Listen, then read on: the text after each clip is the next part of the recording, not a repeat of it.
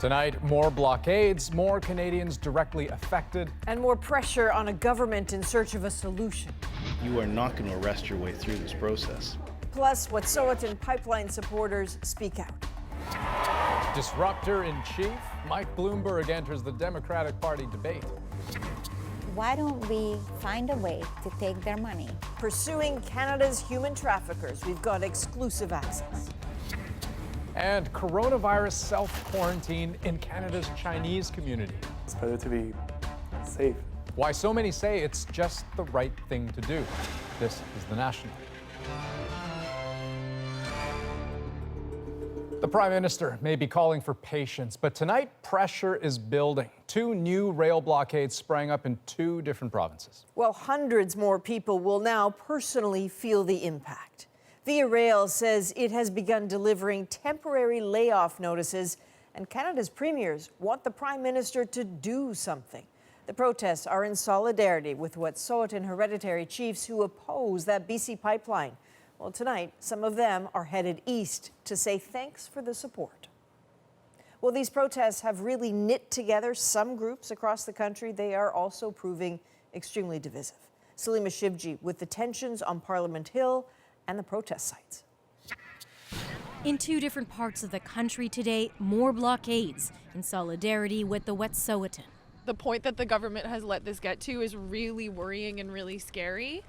Another set up in Edmonton with signs and barricades right across the tracks. You guys know how to make a mess in our country. It lasted most of the day before counter-protesters moved in to rip it down. You've been served.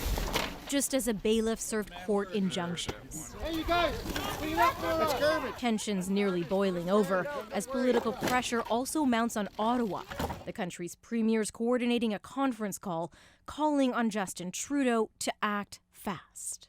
I'm perplexed about the lack of national leadership. What is happening here is anarchy. Mr. Trudeau has to put a deadline in the next few days, not in the next few weeks. We cannot exclude to use police. The Liberal caucus met to figure out what to do. We don't want to do anything that would just, make it worse. You are not going to arrest your way through this process. Sources say the blockades dominated today's meeting. Inside the room, many MPs worried that time is ticking with no clear solution in sight. And today, more pointed questions in the House. Prime Minister is showing incredible weakness in refusing to do anything about this. We are taking every step necessarily to resolve this constructively, peacefully, and rapidly. The Liberals are pleading for a meeting with the Wet'suwet'en hereditary chiefs. We'll meet them wherever they are.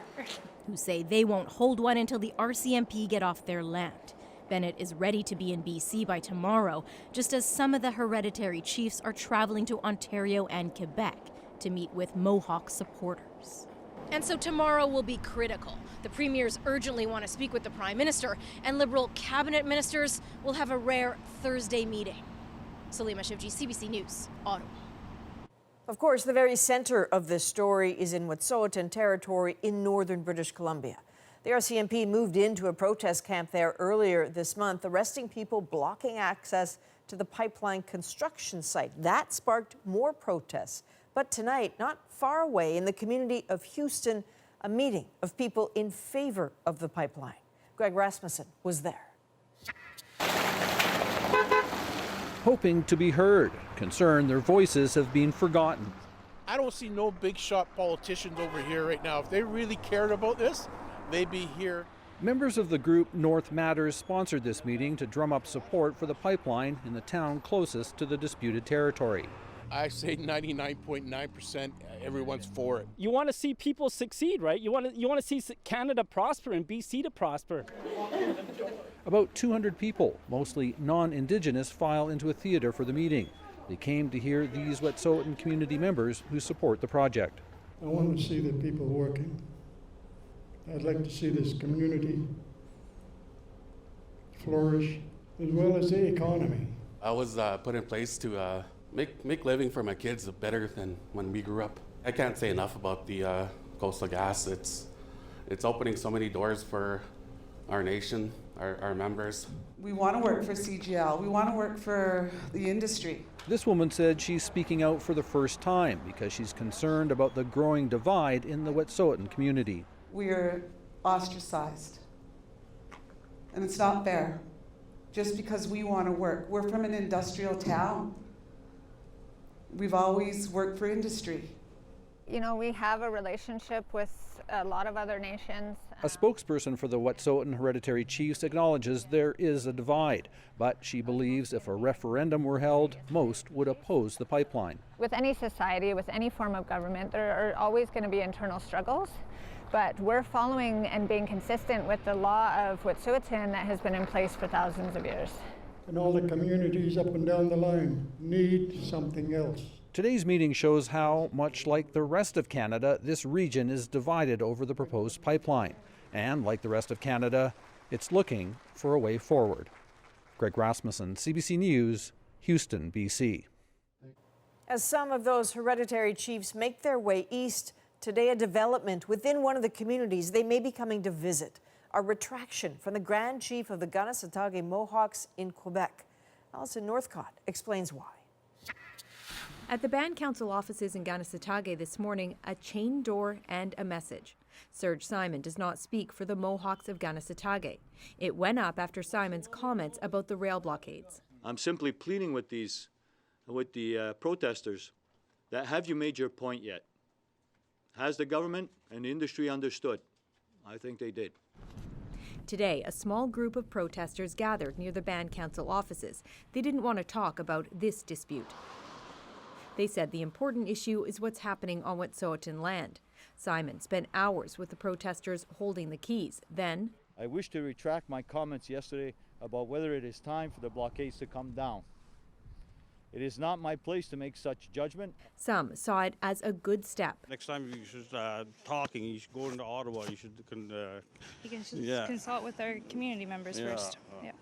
One protester says they decided to unlock the doors this afternoon, satisfied the Grand Chief understood their concerns. And support right across Canada. Indigenous human rights activist Ellen Gabriel was on the front lines during the Oka crisis here 30 years ago, which centered around an ongoing land dispute. She says the issue with Simon is not what matters now. In the last 30 years, the Government of Canada has not budged one bit in the status quo of colonization and assimilation. So we need to start talking about what are the short-term solutions and long-term solutions so that we don't have to go on, in this kinds of weather, sitting out in the cold and barricades because the government won't listen to us. Gabriel says she's been invited to meet with some Wet'suwet'en hereditary chiefs expected to visit Ontario and Quebec in the coming days. She says her community is one example of how long Indigenous land disputes can go unresolved. Alison Northcott, CBC News, Kanesatake. And tomorrow, Via Rail says it will resume service in southwestern Ontario, but it has canceled plans to also start running trains again between Montreal and Quebec City, citing that new blockade today near St. Lambert. Well, to the coronavirus outbreak now. An immediate report in Japan tonight that 2 elderly passengers from the Diamond Princess have died, the first fatalities from the cruise ship. The patients are Japanese, according to the reports. All of this comes as 2 weeks of anxious waiting is about to end for Canadians left on board that ship. Only Canadians who are asymptomatic and pass through our screening process will be allowed on board. Now, healthy Canadian passengers are expected to be airlifted home in the next 24 hours. But of the 256 Canadians on board that ship, 47 have tested positive for COVID-19 and will get treatment in local hospitals. And for many other passengers, today was the day they finally got to disembark. Sasha Petrusik is in Yokohama, Japan. Their time in quarantine done, they streamed from the cruise liner. Passengers who managed to test negative for the coronavirus after 2 weeks of sharing a ship with it. I'm just relieved, said one man, glad to be walking away. Others sped off in taxis and buses. On board, even today, the number of infected continues to grow by the dozens, as does the fear of catching the disease, says Canadian Jennifer Lee. Yeah, a lot of people will think, imagining they're getting sick. Yes, that's what happened. And I heard that some people crying all night and Some people are angry. The very idea of locking up so many people after finding just one case, quarantining the sick with the healthy, has been a controversial one. Japanese authorities call it necessary, but many experts say it's created an uncontrolled breeding ground. Infection control specialist Intaro Kiwata, a veteran of Ebola and SARS and cholera outbreaks, snuck onto the ship to see for himself. But inside Princess Diamond, I was so scared. I was so scared of getting COVID-19 because there was no way to tell where the virus is. Kiwata says that's why the number of those infected on board jumped from 1 to more than 600 in 2 weeks. There's also been confusion over testing. Yesterday, Canadian Greg Yerex was told he had the disease while his wife Rose did not. Pointed at Rose and said negative. Today it turns out the officials were wrong. She also has the virus, and both of them will soon be transferred to a Japanese hospital, missing the Canadian government airlift. At least we're together. Yeah, I'm not alone now, but it's not the way I wanted it to be. Okay, so Sasha, what do we know about this Canadian charter flight? Well, we know there's a lot of Canadians doing frantic last-minute packing on the ship behind me. Most of them have decided to take this flight. Around 7 o'clock tonight, they'll hear a knock on their door. Canadian medical teams will come for one last checkup. Then they'll be put on buses here and driven about half an hour to the Tokyo airport, where there is a plane already waiting for them. They fly to Trenton, Ontario, and then get bussed from there to Cornwall, near the Quebec border, where they will be spending another 14 days in quarantine. So this adventure is not over, but many of them that I've spoken to are very happy to be out of here. They don't want to stay on that ship even a day longer because they say it's just too dangerous. Andrew? All right, Sasha Petrusik, thanks very much. Now, while some get that huge relief coming out of quarantine, why are some in this country choosing to quarantine themselves? We care about the neighborhood, we care about the community. No matter how the government's judgment is below or beyond, we need to make a decision. No one asked them to do it, but they want others to follow their example. That's still ahead. Now to a highway near Montreal and an extraordinary chain reaction collision in which at least 2 people died. It was caused by a sudden snow squall and involved nearly 200 vehicles. Matt Demour has the details. Mangled cars and twisted metal were strewn over a kilometer of highway. About 200 vehicles were involved in the pileup on Montreal's South Shore. 2 people who died had been trapped inside their car. This man says he was lucky enough to walk away without a scratch. He says that as he was driving along Highway 15, a fog hit the road, making it impossible to see anything. He bumped a car in front of him, then was hit 2 or 3 times by trucks. His car eventually stopped in the middle of the road.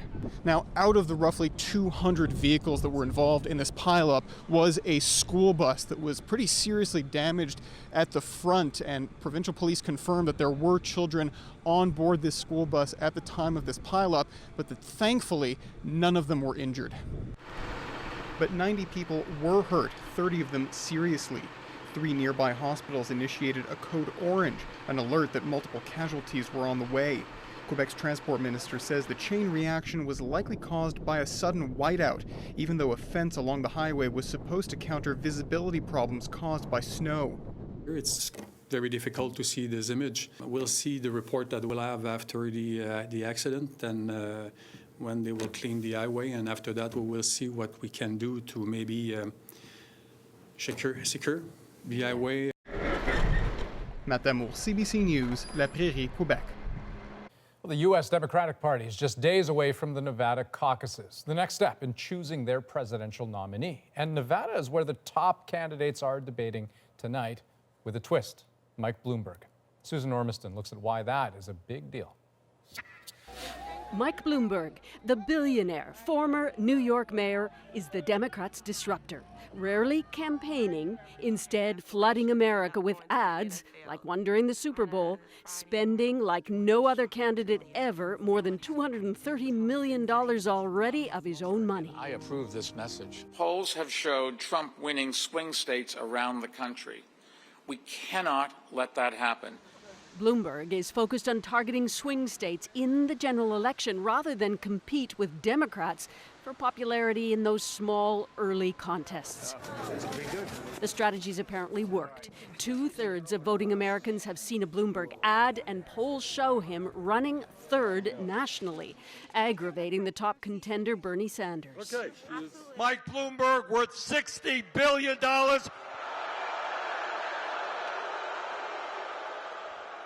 Now, Mr. Bloomberg, like anybody else, has a right to run for president. He does not have a right to buy the presidency. Jim McLaughlin is a pollster for Republicans. The whole idea of a billionaire businessman trying to buy the Democratic primary he got rich on Wall Street, it's going to make it real tough for a lot of these left of center type primary voters to vote for Mike Bloomberg in a general election. In 8 previous debates, Bloomberg was absent. He didn't meet the criteria. Well, I would be happy to debate. It's up to the Democratic Party. But with rules changed, he's here in Nevada tonight, taking it to Bernie Sanders. If he goes and is the candidate, we will have Donald Trump for another 4 years, and we can't stand that. And the target of some withering attacks. A billionaire who calls women fat broads and horse-faced lesbians. And no, I'm not talking about Donald Trump. I'm talking about Mayor Bloomberg. Tonight is the tease. Bloomberg's real viability test comes when he begins to compete for delegates, finally. And that's March 3rd, the so-called Super Tuesday, when a whole chunk of states and Democrats vote for their favorite to try and beat Donald Trump. Susan Ormiston, CBC News, Washington. It is a sad refrain, but tonight it is necessary to say it again. A humanitarian crisis is unfolding in Syria. Hundreds of thousands, many of them children, are fleeing violence in the province of Idlib. But as Briar Stewart shows us, increasingly the situation they're running into is as dangerous as what they're running from. Even in Syria, where millions have been fleeing war for nearly a decade, the scale of what's happening now is catastrophic. We fled because there was more shelling, he says. We came here, but there was even more shelling. Now we don't know where to go next. Since December, 900,000 people have been displaced by the escalating violence in Idlib. It's where the Syrian regime, backed by Russian air power, is trying to take out the remaining opposition forces. And today, Turkey warned that if the military advances don't stop, it will launch its own.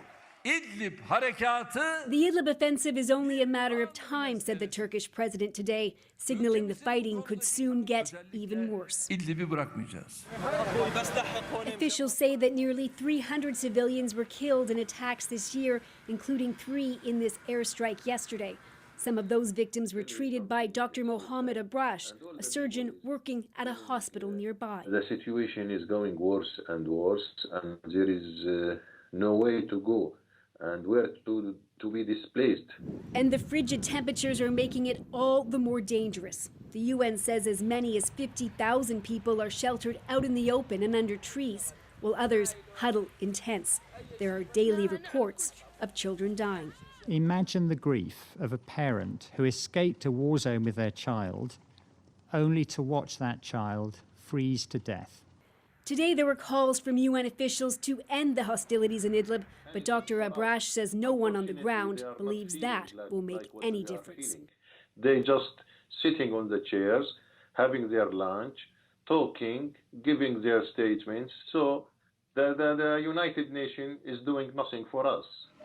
He says instead Syrians weary from years of war are running out of safe places to go. Briar Stewart, CBC News, London. Many Syrian children have known nothing but war their entire lives. In an effort to keep his daughter from screaming or crying or being afraid through terrifying airstrikes, one father has tried to turn these moments of horror into something entirely different. في طيارة اللي هي قذيفي قذيفي احنا قصيدة بنضحك طلعت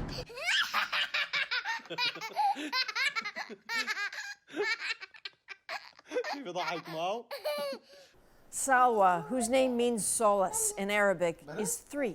When the shelling starts, she and her dad, Abdullah, laugh. وهيك يعني بحولها الموضوع للعبة يعني ما بضل انه هي خايفة لانه اذا كانت لحالها وشافت امها خافت وابوها خاف اكيد رح تخاف. The family is in Syria near the Turkish border after being forced to flee their home because of heavy shelling further south. Abdullah says he started this game then and it has kept her calm since. صلينا طيران إليه عنا على صفوف قمنا عم نثلث على الدوار على المثلثة. بعدين شو صار؟ بعدين مو صار بعدين نحن صرنا نضل بين كلمة سلس ابكي واضحك ابكي واضحك ابكي واضحك. It's a good dad. No question. Time for a quick break. When we come back. Right now, I'm paying $85 a month. Well, Canadians pay some of the world's highest cell phone bills. But next, the proposal that could change that. Why doctors ask their patient to play her violin during brain surgery. And exclusive access where cameras have never been allowed before. When you follow the money, you see where it ends up. Pursuing human traffickers through the money trail they leave behind. We're back in 2 minutes.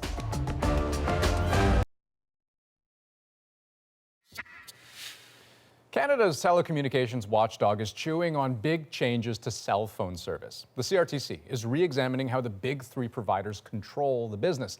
David Thurton looks at what it all might mean for consumers. My last one was $200. Canadians griping about their cell phone bills is not new. They're ridiculously high. Can't believe the rates we pay here. Right now, Canadian cell phone plans are among the most expensive in the G7. What is new? Political pressure and a regulator flexing its muscles. We've heard loud and clear from Canadians that their cell phone bills are a concern to them. Normally, the CRTC takes a hands-off approach to Canada's wireless market. Bell, Rogers and Telus, or the big 3, exercise market power in many areas across Canada.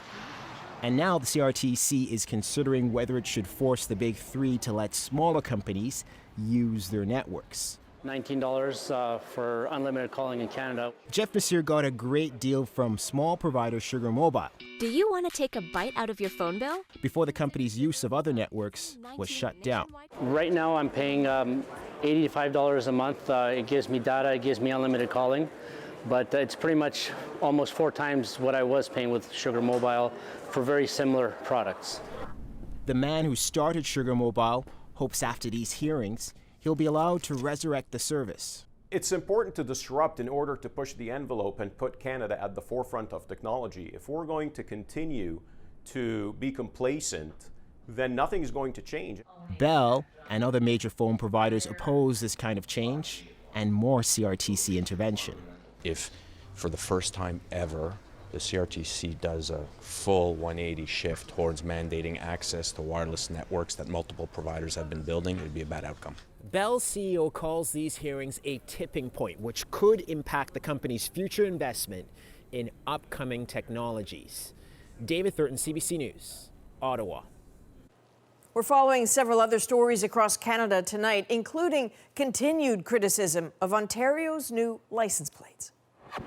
Safety experts are sounding the alarm while this minister is desperately telling people these plates are great and people like them. Just yesterday, the provincial government said it had full confidence in its new double blue plates. Today, it's admitting there's a problem and says it is working with the company that designed the plates to find a solution. Concerns were raised over the weekend by a police officer who said the new plates are very hard to read at night. Look at these buffalo just escaped out of this trailer. You certainly don't see this every day. A herd of bison in northwestern Alberta made a run for it last night after breaking out of the trailer transporting them. Officials say the bison are still on the lam. They are asking people who come across them not to approach the massive animals and to contact the RCMP immediately. Next, why some families here in Canada are choosing to self-quarantine from the coronavirus. I feared that they would say things or like stay away from me just because my grandparents were coming home. Some of the many reasons people opt for isolation, even though they've never been to the epicenter of the outbreak. And later, Prince Harry and Meghan set a date for their royal departure, but Buckingham Palace leaves the door open for their return. We'll be right back.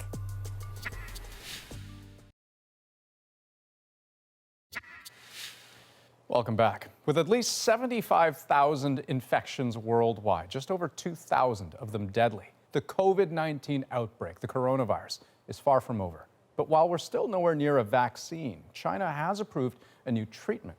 Christine Birak takes a closer look. Patients with COVID-19 will soon be getting the antiviral, but does it work?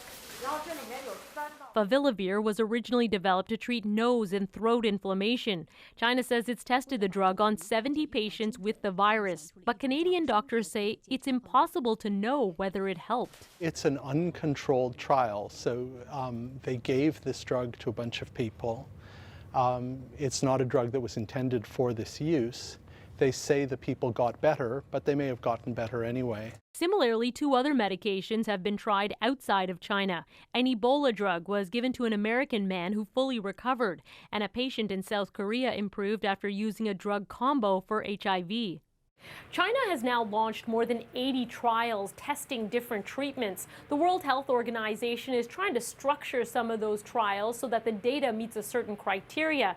But scientists here at home are doing testing of their own. That's part of our Infectious Disease Association in Canada that's actually trying to set up trials before this hits Canada so that we'll actually be able to make meaningful observations about whether or not these drugs work or don't work. Inside the hospital that treated Canada's first case of COVID-19, Dr. Samira Mubaraka is trying to figure out what parts of the virus to try and target with antivirals and vaccines. This has been a blistering pace, I have to say. Antiviral drugs are given to people who are already infected to stop the virus from multiplying. Vaccines prevent people from getting infected in the first place. So essentially it boosts the immune system in a very specific way that actually allows the host to fight off the virus before it can even start an infection. So it's a very important area of discovery. The WHO is also considering hyperimmune globulin therapy, which involves taking antibodies from the blood of a patient who's recovered from COVID-19 and giving them to a sick person. It just gives the new patient's immune system a vital push at the time it needs it. But it has to be carefully timed, and it's not always successful. Scientists will only be able to declare complete success if they have treatments to fight COVID-19 and a vaccine to prevent it. Both will take time. Christine Birak, CBC News, Toronto. Now, until that crucial vaccine appears, mandatory quarantine in China remains a key line of defense. But there's another kind we don't hear much about here in Canada. We're talking about mainly Chinese families voluntarily going into isolation. I met one family encouraging others to follow their lead. Making dumplings with the family. Nothing unusual here, except for the reason why they're all here. They all think it's possible they're infected with the coronavirus. Even now, nobody can tell how long it takes people to get an infection, you know? So we need to be very cautious. To escape the outbreak, Carmen Guo put her parents and daughter on a flight from Beijing to Toronto. They were healthy, but once they arrived, out of an abundance of caution, they decided to go into a kind of self-imposed exile, total isolation, to avoid even the smallest chance of infecting others. That was more than 2 weeks ago. And to be clear, nobody asked them to do this. They just did. This is a responsibility. So we are try our best to keep the community safe. Carmen also asked her son, Kingsley, to stay with friends. He was not to come into contact with the rest of the family arriving from Beijing. He agreed. I saw that, with big cities like Beijing shutting down, there was no one in the subways, and there was no one at the Tiananmen Square. And that's when I realized, wow, people in China are really taking this head on, you know. Taking it seriously. Yeah. And so that's why you wanted to. Yeah. If they're doing that, then I should be doing something here on my end. But that meant you couldn't live at home, you couldn't see your sister, your mom, your grandparents? No. Because they would all be in isolation. Yeah. Today, their self-quarantine is over. No one got sick, and they've since celebrated their good health with some much-needed fresh air. But ask the Canadian government, they would say none of this was necessary. Consider Beijing, where the Guo family was. It's 1,000 kilometers away from the epicenter of the outbreak. And to date, in that city of 21 million people, there are just 393 confirmed cases. But the Canadian government had said only if you've been to Wuhan or to Hubei province and you're coming to Canada, then yes, you should self-isolate. But there's no such advisory for people coming from Beijing. We care about the neighborhood, we care about the community, no matter how the government's judgment is below or beyond, we need to make a decision based on our understanding. And the thing is, the Guo family is far from being alone in feeling this way. This is from Mississauga. A quick scan of Chinese social media in this country shows there are hundreds of travelers and their family members willing to self-isolate. And what's more, there are hundreds more volunteers willing to bring food, supplies to those who stay home. And all over the country, we have about 33 groups, cover 6 provinces and almost 33 cities. We're all just volunteers. The kindness of strangers is no small thing, but there is also a complexity here. Did you feel that there was a pressure on you? A little bit, yeah. What do you think that people would have thought of you if you didn't isolate? Yeah, I feared that they would say things or like stay away from me just because my grandparents were coming home. And that's, I guess, where most of the pressure came from, is the fear of like people isolating me. And that is the precarious position the Chinese community finds itself in.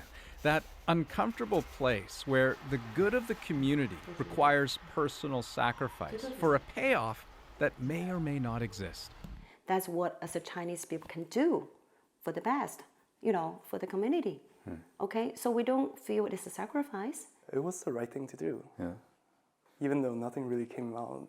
You know, my grandparents are still healthy, but still, like, it was better to be safe than sorry. I know that we're safe now, so that's great to know. That's worth something. Yeah. Because obviously they are giving up something to self-quarantine, but they also very clearly feel they're getting a lot. Yeah, of course, clearly. I mean, if you ask the Guo family, they'll tell you whatever the actual risk of contracting the coronavirus, that there's a very real benefit here to self-quarantine. And don't forget, these are people who remember SARS, right? How devastating that was. That is absolutely a factor in all of this thinking. So to take this kind of measure and to be seen to be taking this kind of measure, it means a lot. All right, thank you. Up next on The National, we'll take you where we've never been able to take you before. Travel-related purchases, hotel-related purchases. Exclusive access as authorities follow the money to find human traffickers. But first, as we go to break, talk about performance anxiety. This is lifelong violin enthusiast Dagmar Turner undergoing brain surgery. But she and her doctors were worried about how that might affect her motor control. So they had her play during surgery, which helped them protect the delicate parts of the brain that control those fine hand movements. So as she regaled the OR with Mahler and Gershwin, they successfully removed most of the tumor without causing any accidental damage. Tomorrow, we'll speak to Dagmar Turner herself for more on this incredible story. We'll be right back.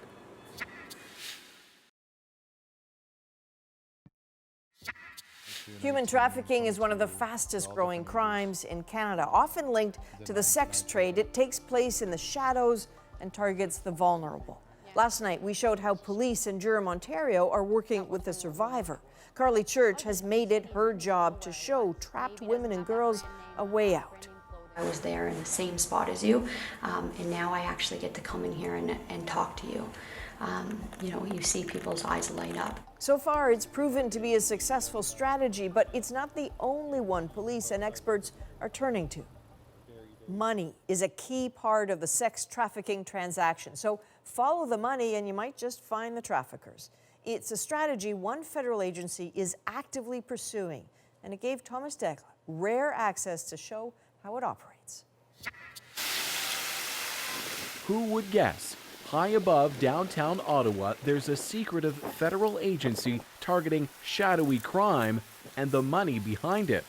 Their work has gone unseen until now. Never before have they allowed cameras inside for a look at this.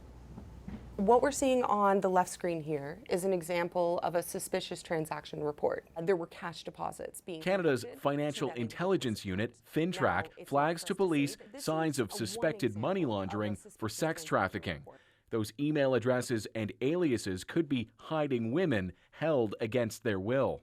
This individual had almost $200,000 in cash deposits. Many of these deposits occurred between 12 a.m. and 6:30 a.m. So irregular banking hours that you don't necessarily see. Red flag number one. There you go.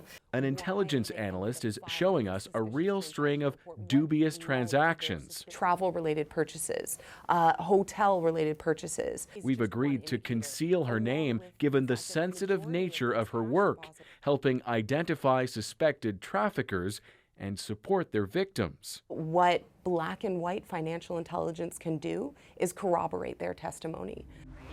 Human trafficking leaves a money trail, and experts know what to look for.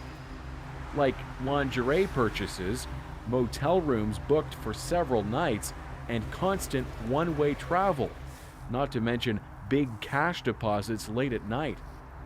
Banks and other institutions make the disclosures, then FinTrack helps connect the dots. It's known as Project Protect, the brainchild of Barry McKillop. We can identify who's got the bank account, who's putting money in the bank account, how the actual network is working, and sometimes who is actually the key point in that network. Just by following the money. Just by following the money. It's happening here in our own backyard. Project Protect started with a plea from trafficking survivor Tumea Nagy. In 2015, she was left fuming after the prosecution of yet another trafficker fell apart. He put the victim on fire, he caught her, he basically tortured this Canadian girl here in Canada. She says the case hinged only on the victim's word against his, and Nagy soon realized there was a better way to bring down pimps. Because of money, because of greed. That's the only reason why human traffickers do this. So why don't we find a way to take their money? There's always a real face behind that transaction. Now, FinTrack builds these charts to illustrate to police the flow of cash from a victim, known here as Stella. Through transfers and credit card payments, the funds end up in another account, depriving the woman of any income. When you follow the money, you see where it ends up and you see who's in control of that situation, who might be a suspected trafficker of Stella. The technique has helped secure convictions, inspiring other countries to follow suit. And it all started here, secretive work to root out a crime that's both hidden and heinous. Thomas Daigle, CBC News, Ottawa. Well, up next, the scandal already overshadowing a new season of Major League Baseball. It's sad for baseball. You know, it's tough. You know, they cheated. The players are outraged, the commissioner being accused of being out of touch, and we're still weeks away from opening day.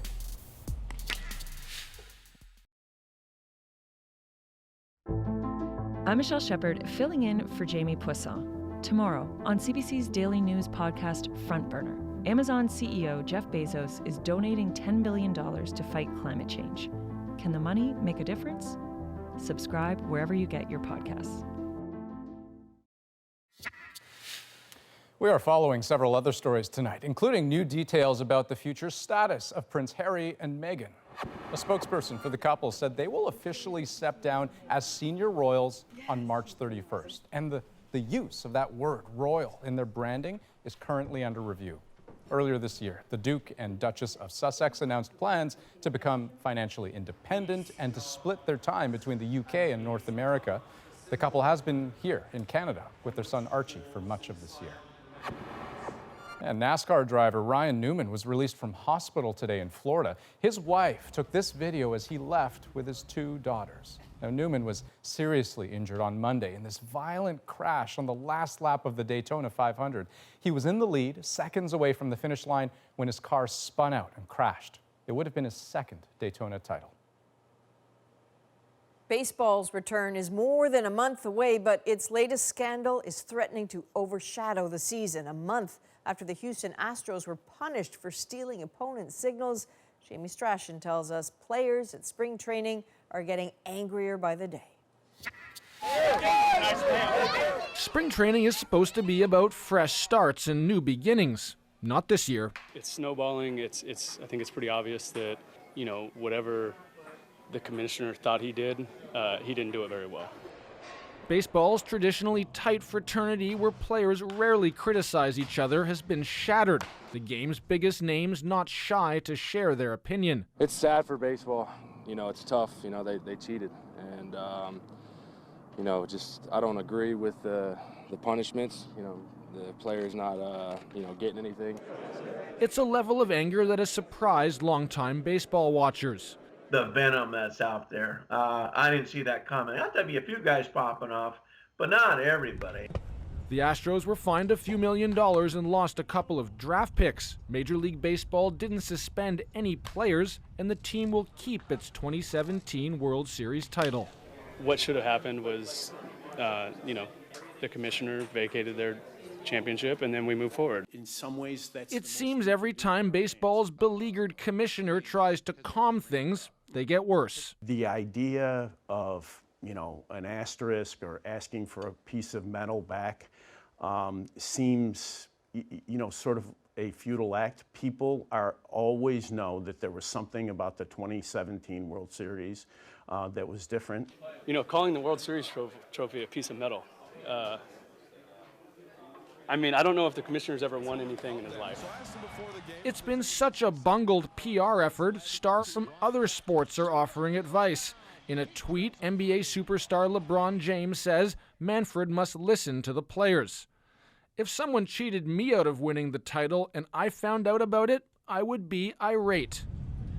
With the regular season about 6 weeks away, for the Astros, this could get worse. Once they're on the road, I think there's going to be taunting and booing, and I think they're going to have to raise security there just to, protect these players. I think it can be very nasty. Not the fresh start baseball was hoping for. Jamie Strachan, CBC News, Toronto. Okay, after the break, remembering a different kind of volunteer. How Rusty, Winnipeg's most famous therapy dog, made a difference. Those stories are next in tonight's Moment.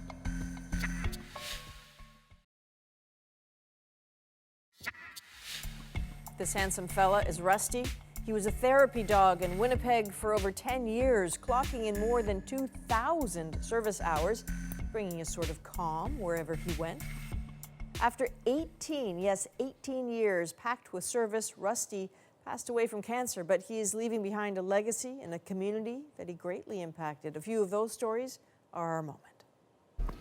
Rusty volunteered at St. Boniface Hospital, but something that was lesser known was that he actually came to the Health Sciences campus at Health Sciences Center. Rusty is a calming presence, de-stressing kind of thing for both patients and myself as a student. We all knew him as the glasses-wearing dog, and from the time that I met him until the last time that I saw him at grad. Rusty actually won the Friends of the Class of 2019 award. Definitely is a local celebrity here. I think he's a household name. My mom even messaged me to say, "Did you hear about this? I'm so sad to hear about Rusty." I've spoken to a number of my classmates today who are all feeling Rusty's loss. Any being that has such a calming presence on other people is someone who can make an enormous impact. Okay, well, not taking those glasses off, throwing them off, or chewing them is testament to Rusty's patience. But also, you heard her talk there about being at the university with the students, helping during exam time. Rusty also spent a lot of time with patients who were in palliative care, which must have meant a lot. Yeah, and I mean, just the sheer number of people with whom he had contact and who he had an effect on. I mean, there are lots of therapy dogs out there, but it seems in that particular community, few quite like Rusty. Or 18 years old. The ripe old age of 18. That's The National for this February 19th. Good night.